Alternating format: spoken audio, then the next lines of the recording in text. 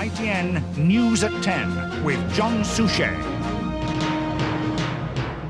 Stealth sent in as US prepares new attacks on Iraq. Unions rebuff Blair and set a minimum wage. The children paying the cost of Liberia's civil war. And in football, Manchester stumble in the clash of the European giants. Good evening. The United States was shaping up for another attack on Iraq tonight after a missile was fired at American aircraft patrolling the no-fly zone in the north. 8 stealth aircraft are now being sent to the Gulf, and B-52 bombers have been moved up to within striking distance of Iraq. The American Defense Secretary William Perry said Iraqi forces would very soon learn America wasn't playing games. He said any US retaliation would be disproportionate to Iraq's provocations. RAF tornadoes in the region are also on high alert. ITN's Colin Baker reports from Washington. America's third strike against Iraq could happen within hours. B-52 bombers have now been moved to Diego Garcia, the British base in the Indian Ocean. These giants were used last week in the first cruise missile attacks against air defense systems in southern Iraq. Stealth fighters have also been ordered into the region this evening by the Pentagon. US impatience with Saddam seems fully stretched, and a third combined naval air attack against Iraqi installations now seems unavoidable. Iraq air defense crews are playing some kind of a game. They will very soon learn that we are not playing games. We have both the ability and the resolve to protect our interests and to protect our flight crews. Reinforcing a hardening stance, the Navy may also be sending a second aircraft carrier battle group. During the day, American F-16 fighters reported that an Iraqi surface-to-air missile had been fired at them as they patrolled the no-fly zone in northern Iraq. The jets took evasive action, and the Iraqis turned off their radar before the fighters could fire back. They have painted and fired at our aircraft, and we have to retaliate. But we have to do more than we did with that last strike of 44 cruise missiles. It wasn't good enough, wasn't heavy enough. That's the only real criticism the president's taking. And while the president's campaigning, he's being kept in constant touch with the Defense Department's latest strategy for dealing with Saddam. Where and when another strike will take place has probably already been decided. Another strike against Saddam will be the third this month. It probably won't be the last. But strong-arming Saddam isn't going to lose President Clinton any votes, providing he wins. Colin Baker, News at 10, Washington. Despite the threat of another American strike, Saddam Hussein seems to be the clear victor from the conflict between the rival Kurdish groups. The victory by the faction he backed, the KDP, looks like putting him back in effective control of all northern Iraq. Kurdish refugees from the fall of Sulaymaniyah are now going home, as our senior foreign correspondent Michael Nicholson saw today. He sent this report by satellite phone. As we reported last night, given assurances that it was safe to return, they would. Today they have. News that there was a general amnesty across Kurdistan, one agreed to even by the Iraqi President Saddam Hussein himself. They came back over the mountains any way they could. It was their fear of Iraqi troops, their certainty that they were about to enter the city of Sulaymaniyah, that panicked them to leave in the first place. Members of the PUK, the party ousted from power in this region, have taken refuge on the border with Iran, along with their families and their troops.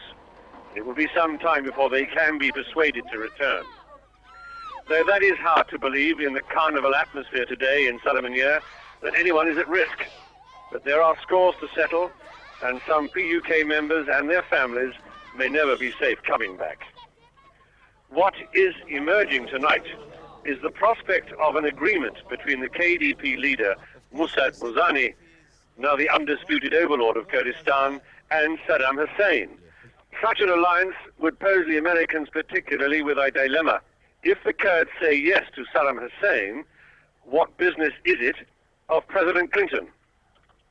Michael Nicholson, News at 10, Sulaymaniyah, Northern Iraq. Here, the TUC defied Tony Blair today and voted overwhelmingly for a national minimum wage of £4.26 an hour. Mr Blair said he wouldn't be bound by the vote. He said a Labour government would decide its own figure after listening to everyone, not just the unions. Here's our political editor, Michael Brunson. On the face of it, Tony Blair's relations with the union seem to be getting worse and worse. There's clear unease that is telling the postal workers today to hold a new ballot, and about his attitude to public sector strikes in general. Add to that the open defiance of his wishes as the TUC voted to put a figure, £4.26 an hour, on Labour's plans for a minimum wage. The Prime Minister said Mr Blair was frightened of naming a minimum wage figure himself because that would reveal how many jobs it would destroy. Either he's being unbelievably indecisive, or he's not telling us about a policy he must know the answer to. Well, I think he should come clean. Mr Blair expects attacks from the Tories, but from the unions too. Arthur Scargill's no longer in the Labour Party, but he voiced the frustrations of many trade unionists who still are. And I'm sick and tired of listening to Labour leaders tell us not to rock the boat and then intervening in our affairs and telling us they don't want a minimum wage. And the strong view that the TUC had the perfect right to make its own decisions came from Unison leader Rodney Bickerstaff. We're not in the pockets of the Labour Party, and the Labour Party is not in the pockets of the unions. But that sort of talk is not upsetting Tony Blair as much as you might think. He says that the unions can make their points and he'll listen. But that others, employers on the minimum wage, the general public on strikes, can make their points and he'll listen to them too. It's nothing to do with union bashing or any of the rest of the nonsense. It's to do with responding to matters that are in the public interest. And the Labour Party, whether it's in opposition and if it's going to become a successful government, has to govern this country for all the people without fear or favour. And the 1990s is not the 1970s. But the Tory reply is that it's nonsense to think that a Blair government would ever upset the unions. The Labour Party cannot have an arm's-length relationship with the trade union. They are Siamese twins. The trade union movement sponsors members of the Labour Party. They fund them to the extent of over £6 million a year. They have half their votes at conferences. And the Labour Party's agenda is the trade union's agenda. The Liberal Democrats, who say they've always urged a clear framework for the handling of disputes, say Labour have left things too late. What the Labour Party ought to have done at least a year ago is sit down not just with the TUC, John Monk seems to be very much on Tony Blair's side, but with the individual union leaders. But to Tony Blair, that smacks of the old deals done with trade union bosses in the smoke-filled rooms of the past. But in the past, every Labour leader has needed their help. Michael Brunson, News at 10, Westminster. The number of people out of work and claiming benefit fell by 15,500 last month to just over 2.1 million, the lowest total for more than 5 years. Inflation figures are due tomorrow. They're expected to show a fall to just 2%.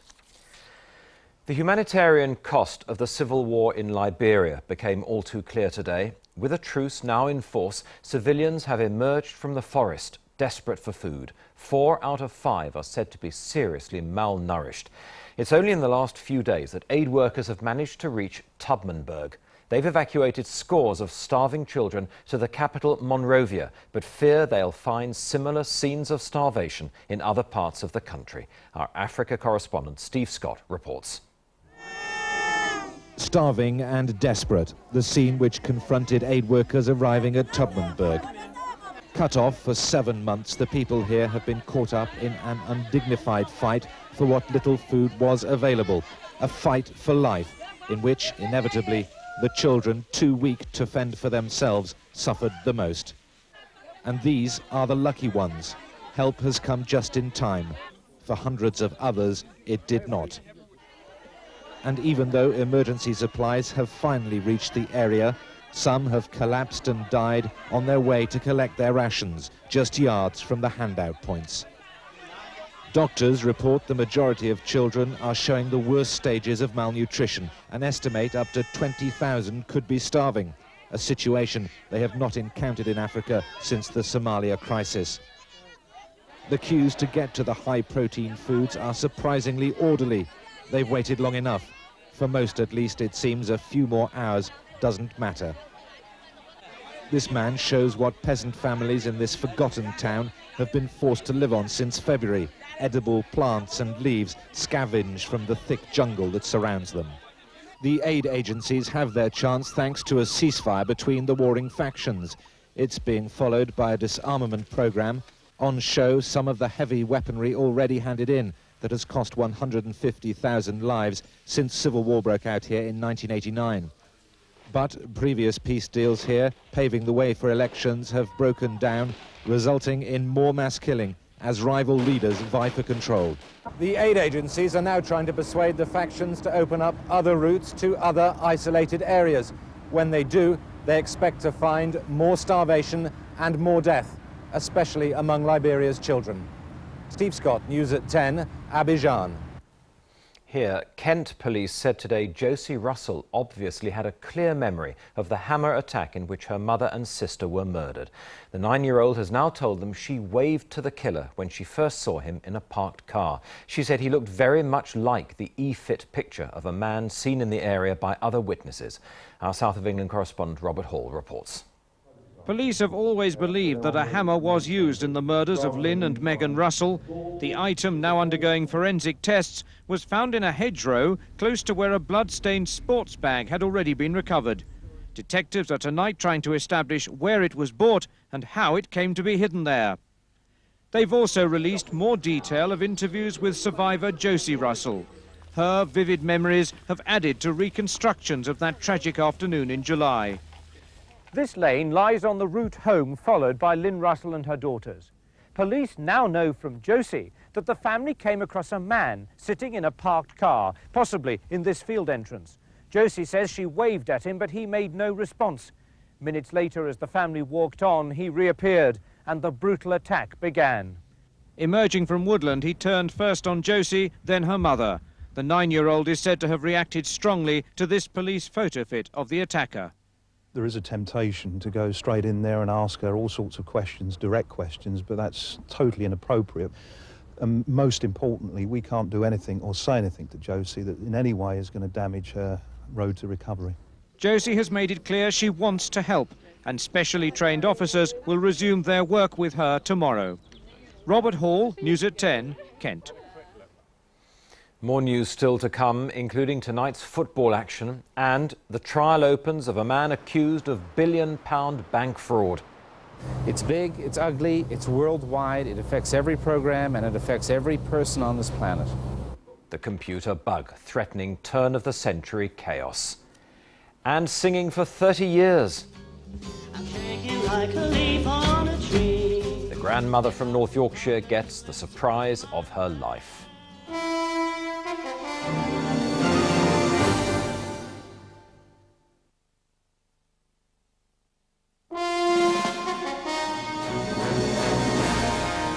Welcome back. The head of a shipping and trading empire was accused at the Old Bailey today of operating a massive swindle which was a major factor in the collapse of BCCI. Abbas Gokal was alleged to have bribed BCCI officials to advance his companies hundreds of millions of dollars to fund a lavish lifestyle for himself. Our Home Affairs correspondent Harry Smith reports. The court was told that Gokal and at least 10 others set up a worldwide string of companies and bribed senior BCCI officials to lend them money. At the bank's London headquarters, they're said to have created a false document factory to hide the massive swindle. The trial of 60-year-old Gokal, who denies conspiracy to defraud, is taking place in a specially converted high-tech courtroom, which enables lawyers and the jury to use video screens and computers to study documents. Anthony Hacking QC, who's leading the prosecution, told the court the billion-pound fraud was a major factor leading to the collapse of BCCI. When the bank folded in 1991, it spelled financial disaster for thousands of depositors. He said Gokal and other conspirators fled to Pakistan, which has no extradition treaty with Britain. He was arrested when a plane he was travelling on put down in Germany to refuel. Mr. Hacking told the jury that Gokal had gone to enormous lengths to deceive the world at large. He said that during the trial they would hear of vast sums of money, literally millions of dollars, flowing between his companies all over the world. The trial is expected to last 6 months. Among the witnesses is a Middle Eastern sultan. Others will come from as far afield as New Zealand, North America and Africa. Harry Smith, News at 10 at the Old Bailey.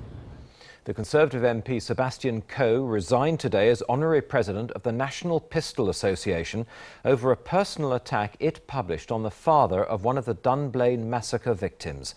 His decision was welcomed by the Snowdrop campaign, which has raised a 700,000 signature petition for a ban on the private ownership of handguns. Howell Jones reports.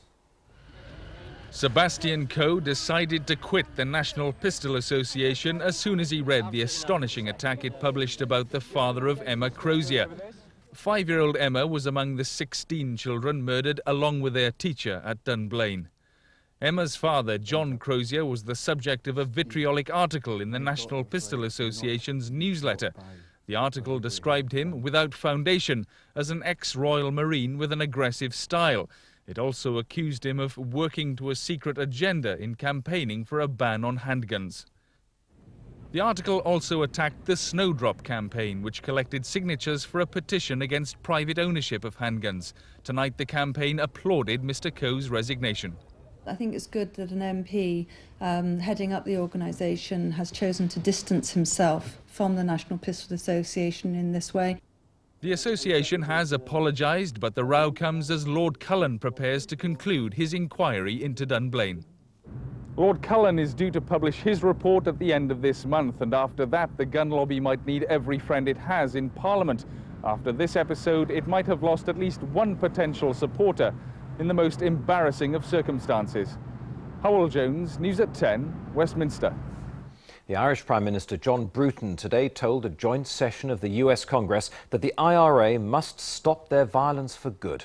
He said real negotiations could only take place once a genuine ceasefire had been achieved and all parties were represented at the Belfast talks. An American Airlines flight to Chicago with nearly 200 on board turned back in mid-Atlantic after a bomb was reported on board. It landed in Glasgow, but the scare turned out to be a hoax. Businessmen are being called to the Department of Trade tomorrow to hear a warning of possible disaster in the year 2000. The danger lies in the so-called Millennium bug, which threatens to reduce our computer-based society to chaos. Unless something is done about it, and soon, it could ruin companies. But people with personal computers could find themselves in trouble too, and everybody's affected one way or another. Richard Lindley explains why in this special report. At the Confederation of British Industry, businessmen and civil servants plan their Task Force 2000 strategy against the Millennium bug. The year 2000 sounds as if it's a long way in the future, but there isn't very much time. Inside every computer is a calendar, but because each year is represented by just 2 figures, most computers won't know what to do when the year 2000 dawns. Buried in the computer's memory, the Millennium bug could destroy its ability to calculate date and time correctly. It affects every person on the planet. It doesn't matter if you're getting an invoice from a credit card company, if you have a bank account with a bank, if you're trying to get on a plane, if you have an insurance policy. Everywhere where there's a computer program, you are affected. The bug could disrupt every aspect of life that relies on dates and times controlled by computer. Food deliveries to supermarkets and food sell-by dates could be in chaos. Bills sent out by computer won't arrive when they should, companies won't get the cash, people could find vital services cut off. And both private pensions and social security payments could be affected. The Millennium bug could mean millions getting the wrong benefits at the wrong time. This is Colossus, the first programmable electronic computer, used to break Nazi codes during World War II. But a post-war world wanted computers both smarter and smaller. All the computing power of Colossus is today contained in the 1/4 inch corner of a microchip. It was the pressure to cut computers down to a more manageable size that made engineers save space wherever they could. So, for example, when they wrote the date, say 1996, into the computer's control system, they wrote just 96. And that's how the Millennium bug was born. Robin Gwenier's time is spent crisscrossing London, making Britain's managers face up to spending £5 billion or more to defeat the Millennium bug. They're calling you the prophet of doom. Why? Well, I'm not predicting doom, but I do believe that if people don't get on and sort out this problem, we could be facing some very serious economic and social consequences. Why is this a difficult problem to fix? Well, actually, it's rather easy to fix. The problem is there's such an enormous amount of fixing to be done. British Telecom is typical of companies which will have to scrutinise thousands of computer programmes written in technical languages now all but forgotten. We've got to go through all of our software, including all of our legacy software that maybe installed years ago, looking for all of those instances of the date and laying out plans to actively make the changes. And it's an enormous task just scoping it. We think the cost could run into hundreds of millions of pounds. Experts who can root out the Millennium bug will get rich. So are they exaggerating the problem to drum up business?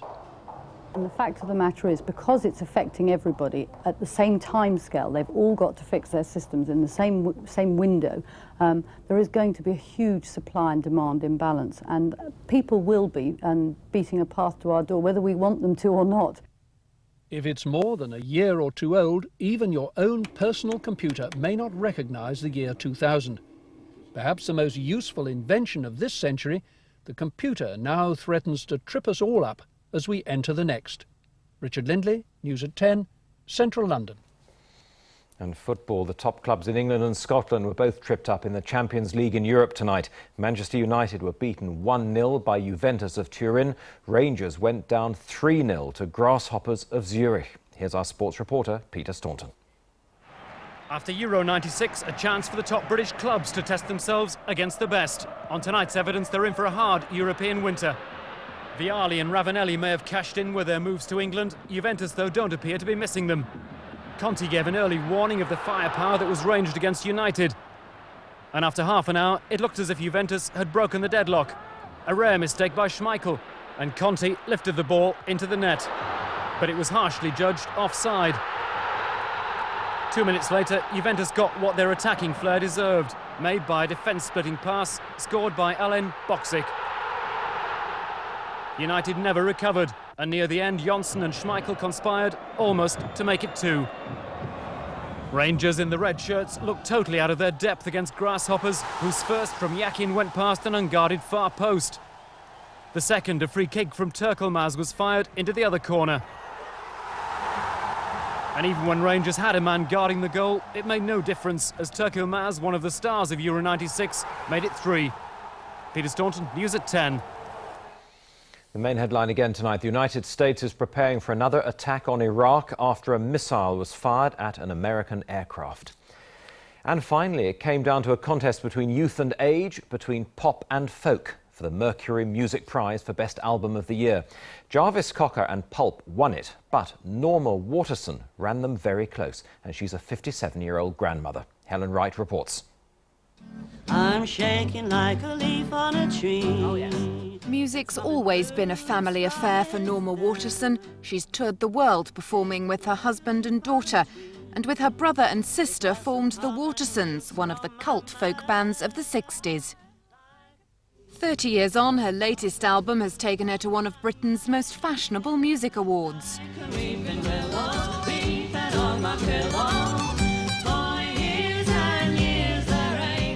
And Norma proved to be a spanner in the works in what should have been a battle of the best of Britpop, Oasis and Pulp. Move, quick, you gotta move. But for the judges, Oasis didn't feature. It was a two-horse race between Norma and Pulp. And in the end, it was the Sheffield band who claimed the top album prize. There was, though, a runners-up trophy for Norma and her first solo album. The rock and pop audience gets older and older, you know, from the 50s and 60s. You know, they're still interested in music. They're still out there buying records. And you know, it's not just, music is not just an area for kids. All those songs that are on the album are my favourites. It was an indulgence for me to make that album because I love those songs. So I'm glad somebody else likes them too. Worth the salt of my tears. Helen Wright, News at 10. And that's the news. Good night.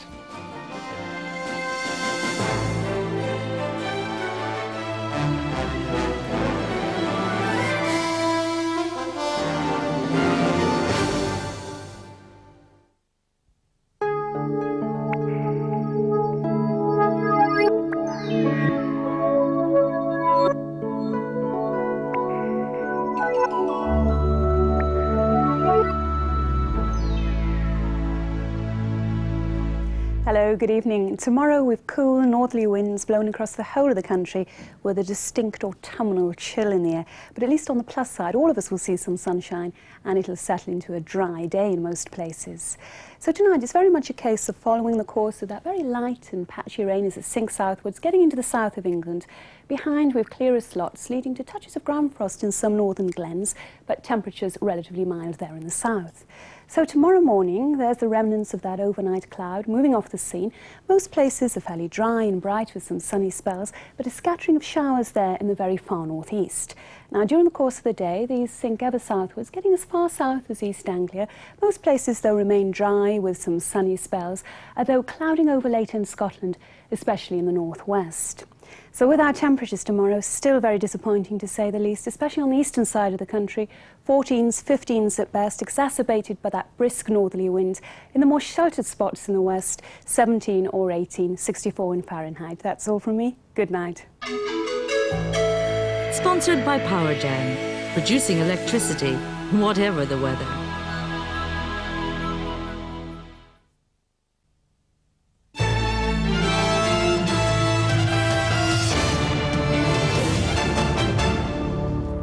Good evening, I'm Liz Wickham. This is London Tonight.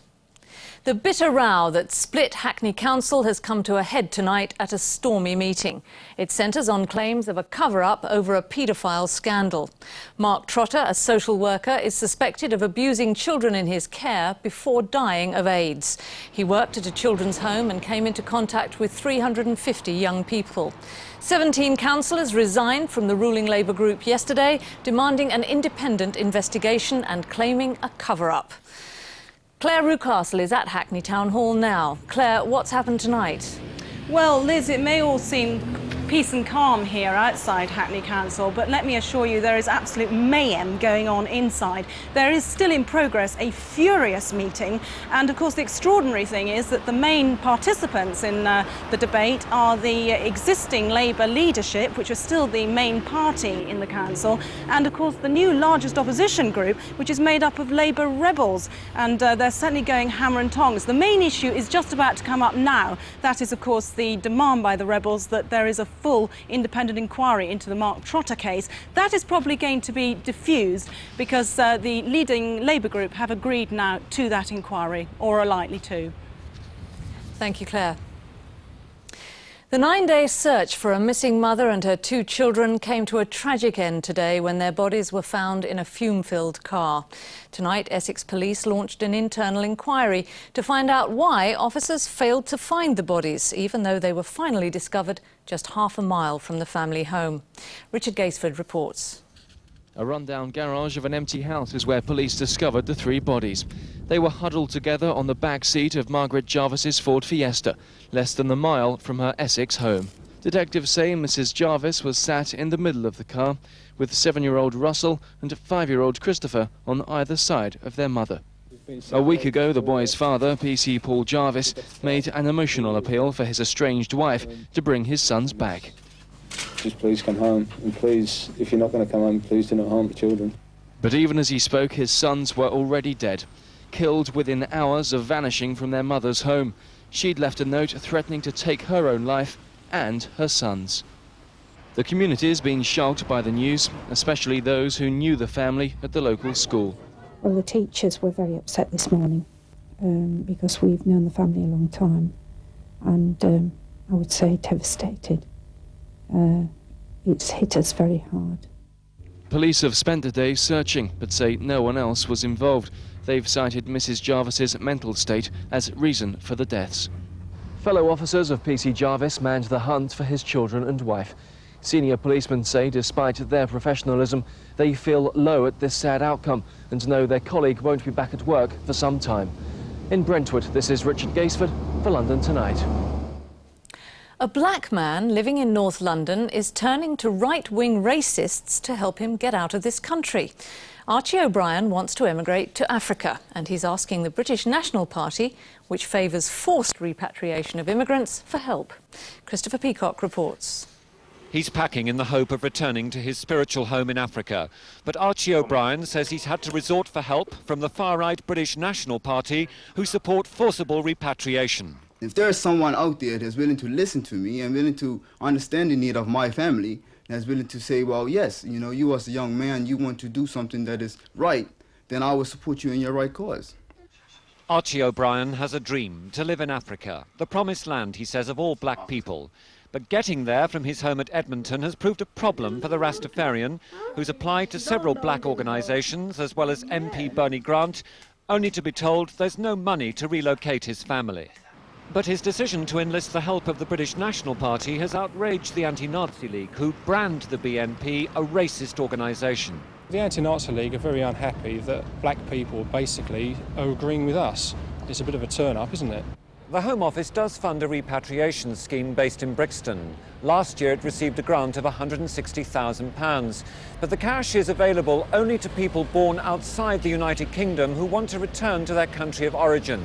Mr. O'Brien was born in Bermuda, a British colony. He's not eligible for that scheme. The BNP says it can't afford to fund the O'Brien's journey, but plans to put them in touch with organisations that could help them. At Edmonton, this is Christopher Peacock for London Tonight. The Home Secretary, Michael Howard, met the team that helped end the Stansted hijack today. A jet en route from Sudan to Jordan was diverted to the Essex airport 3 weeks ago. The standoff lasted more than 6 hours. 7 Iraqi men have been charged with hijacking.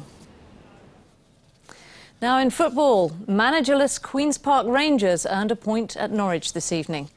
Norwich went ahead after 16 minutes thanks to a well-worked free kick which Neil Adams fired home from 25 yards. But with just 9 minutes left, Rangers pulled level after a Trevor Sinclair free kick was blasted into the roof of the net by Andy Impey. And that's it for now. We're back with bulletins in GMTV tomorrow morning, starting at 6:15. And of course, London Tonight is at 6:30. Good night.